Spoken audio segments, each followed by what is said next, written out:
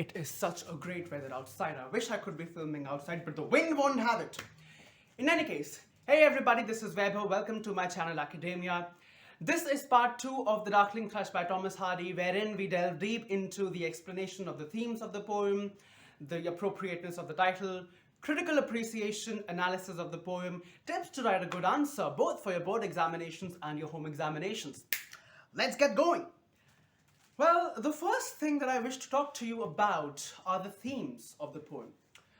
Over the decades, critics and researchers have come up with quite a number of themes for this particular poem, the most prominent of which are nature, search for meaning, loss of hope, disorientation, disillusionment, Victorian crisis of faith. Now, if we talk of nature in this particular piece of poem, how has Hardy depicted nature? Nature has been depicted in a very, very indifferent and apathetic manner, as it does not care about the human beings. Human beings are suffering. And why is the suffering happening? The suffering is happening because of the dismantling of faith that is taking place. Human beings are suffering. They are in disorientation. They are in dismay. They are dejected. Where the humanity is going, nobody knows.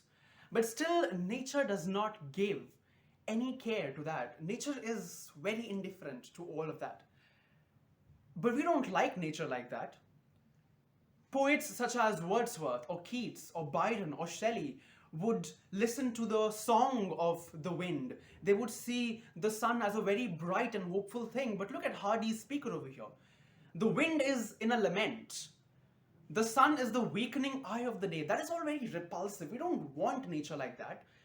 Neither do the romantic poets like Wordsworth or Shelley or William Blake would want it like that.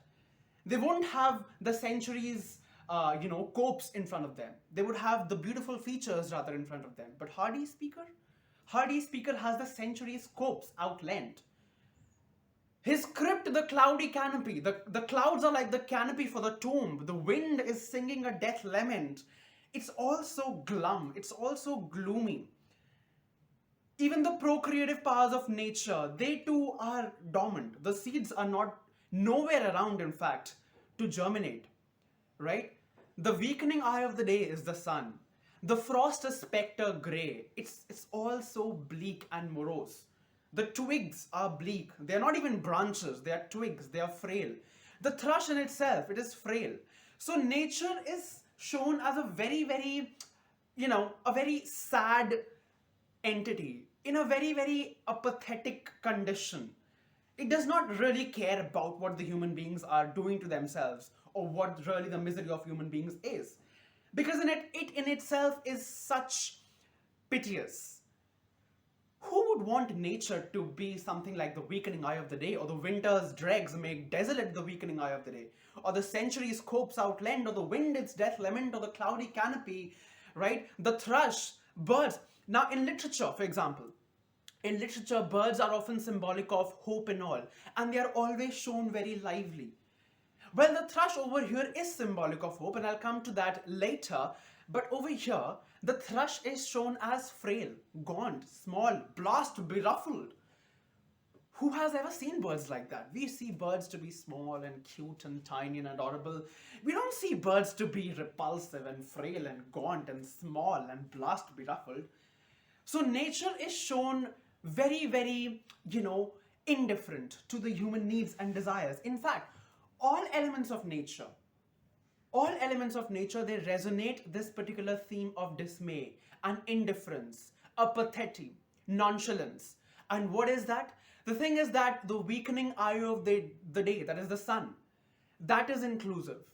The branches, the trees are inclusive. The animals are inclusive. The thrush is there, it's the animal. The human beings themselves are inclusive, because every spirit upon earth seemed fervorless as I, right? So all these are elements of nature.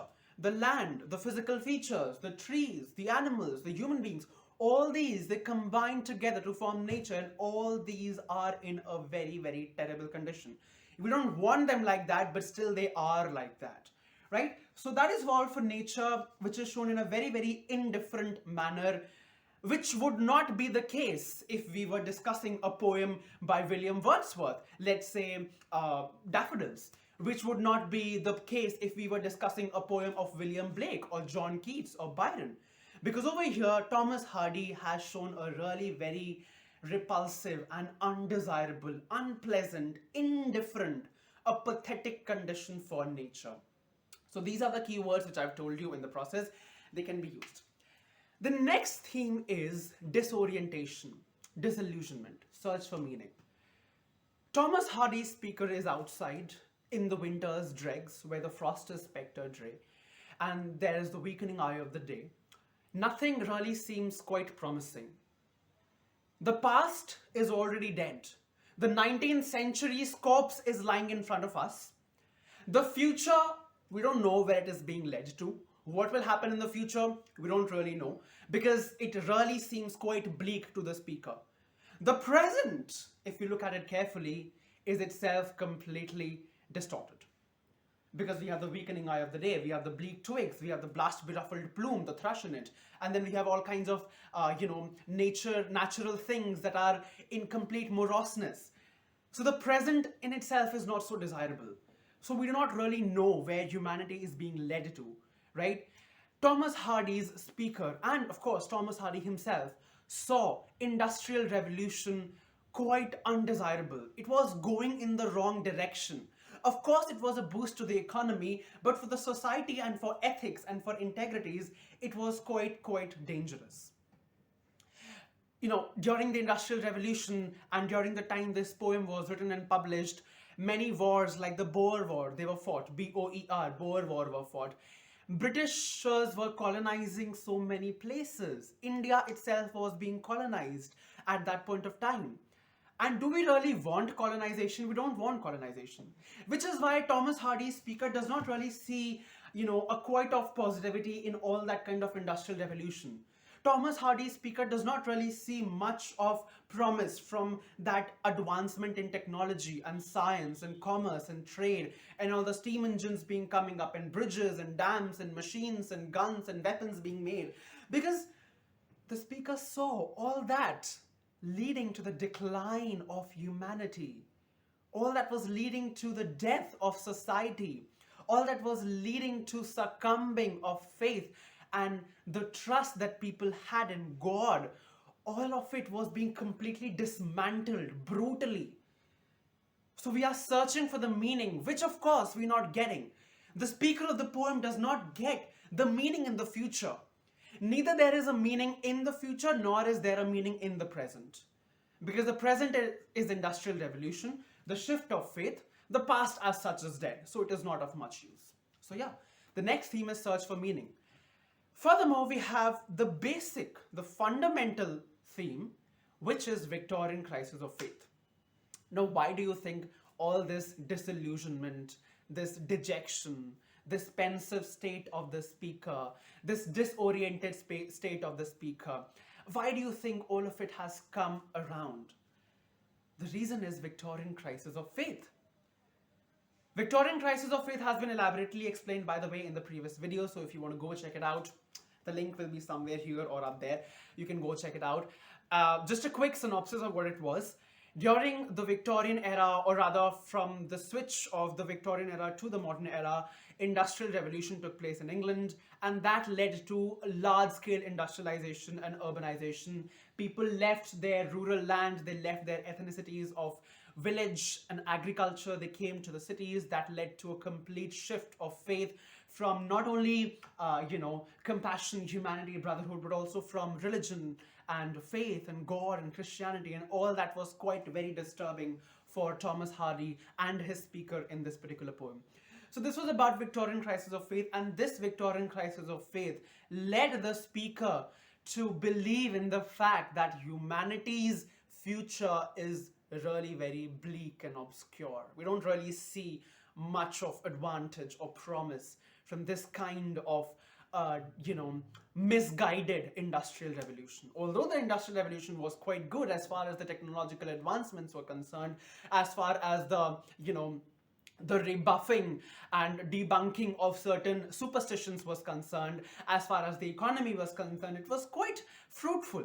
But as far as the morals, ethics, faith in God, religion was concerned, that was not quite good. So yeah, these are the three pervasive themes in the poem.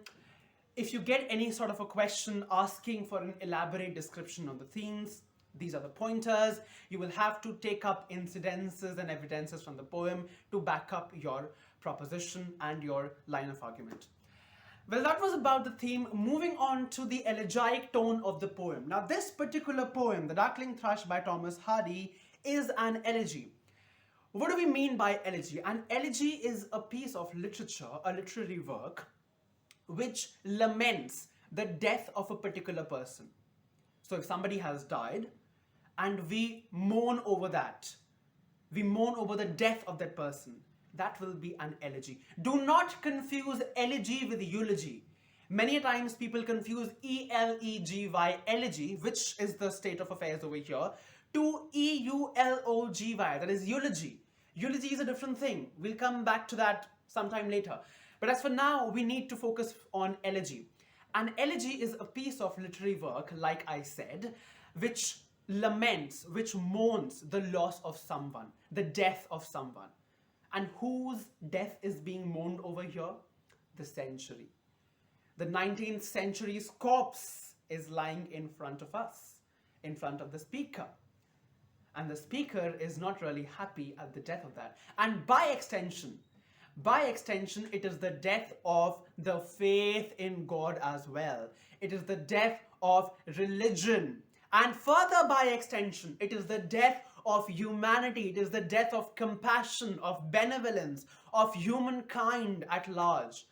Because according to Thomas Hardy's speaker, if you do not really have much faith vested in God and religion, where the humanity will lead to, that is not really known.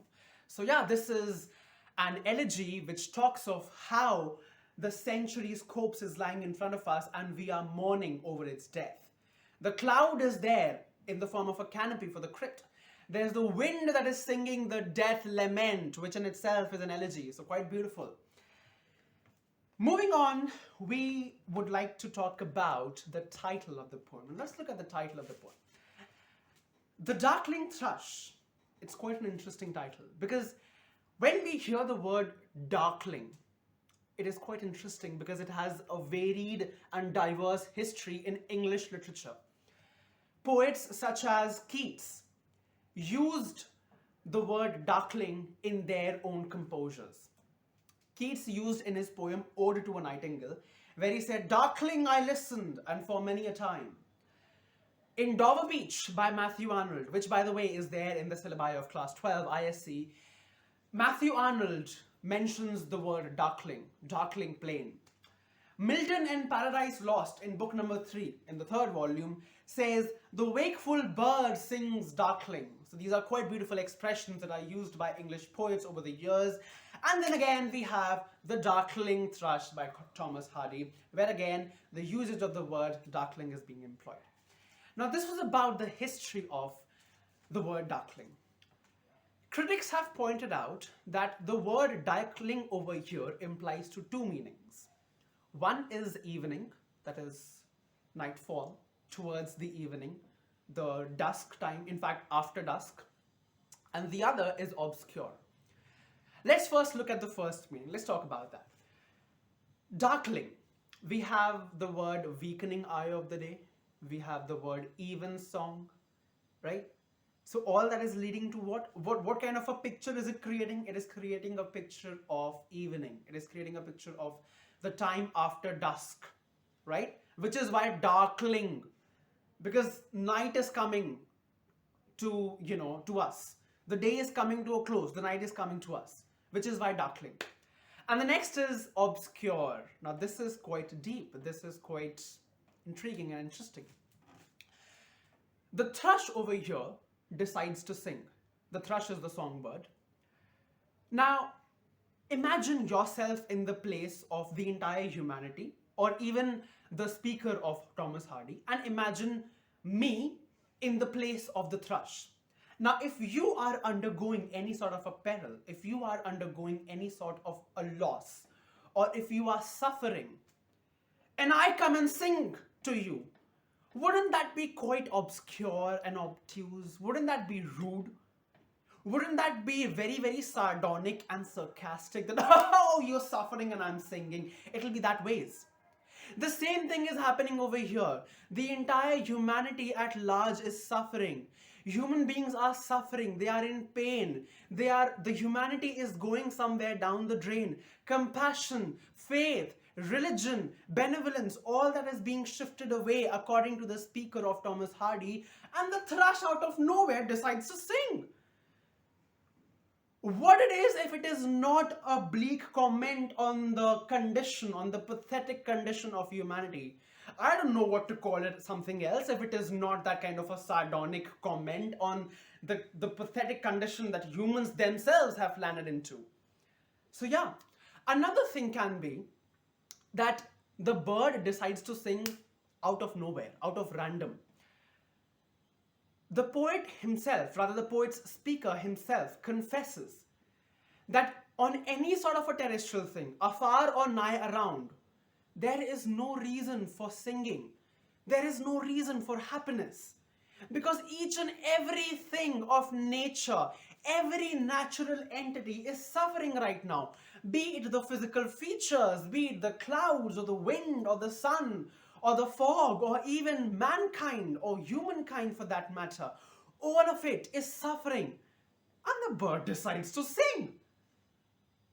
That's quite vague, that's quite obtuse, that's quite obscure, which is why this is a very, very obscure song. This even song does not make much sense because there does not seem to be any sort of a emotion or any sort of an event or any sort of a situation that might herald any happy emotion from anybody. But look at the thrush. The thrush decides to sing a song of with joy illimited. That is quite strange. That is quite obscure, which is why another connotation for darkling is obscure, alongside it being the evening, the nightfall, right? So there are two connotations to darkling, which is obscure and nightfall. That is done. Now, we shall be talking about certain questions and cross-references, but before that, I would like to devote a minute to the importance of alliteration in this particular poem. Many people wonder, why is, after all, alliteration a figure of speech? What purpose does it serve?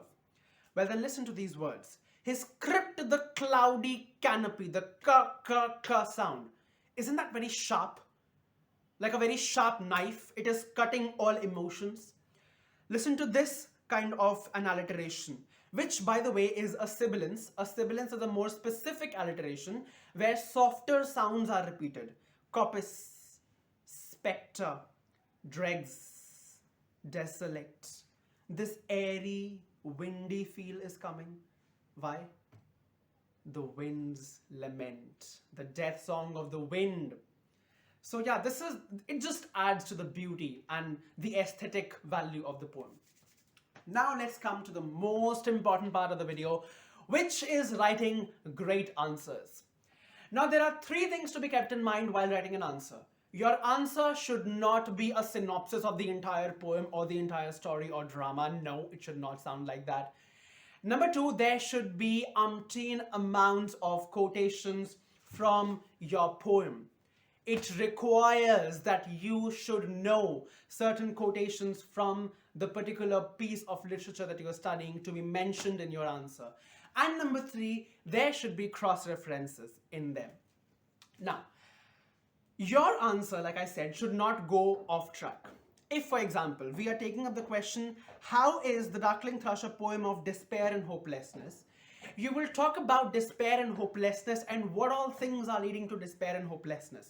The Victorian crisis of faith, the bleak future, the past, which is dread, the present, which is in itself is completely, blatant and itself is very, very hopeless. The thrush's song, which out of nowhere decides to sing.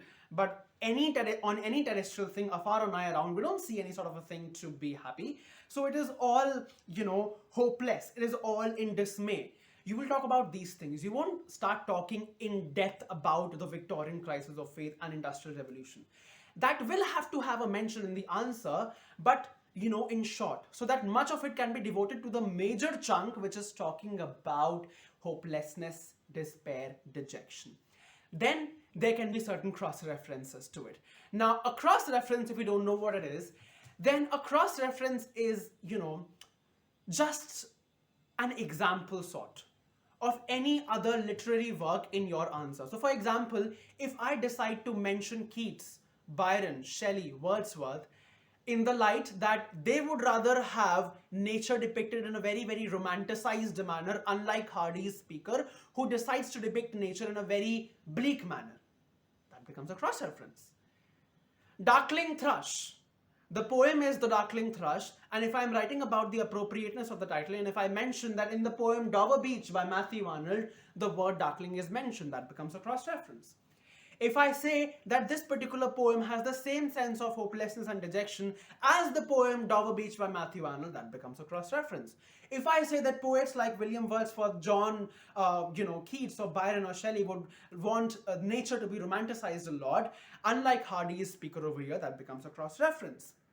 So these are cross-references, instances from other dramas or poems or proses or stories or novels or songs that can be included in your answer just to increase the importance of your answer. And by the way, the council does give bonus marks for your cross-references. Now, it does not mean that if your answer carries the maximum of 20 marks, the council will give you 2 marks extra for writing a cross-reference. No.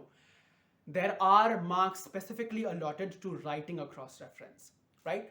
Now, for example, if we discuss the question that the poem is a representation of death, of hope, and a bleak future, then what can be the cross-references over here? Death of hope, bleak future.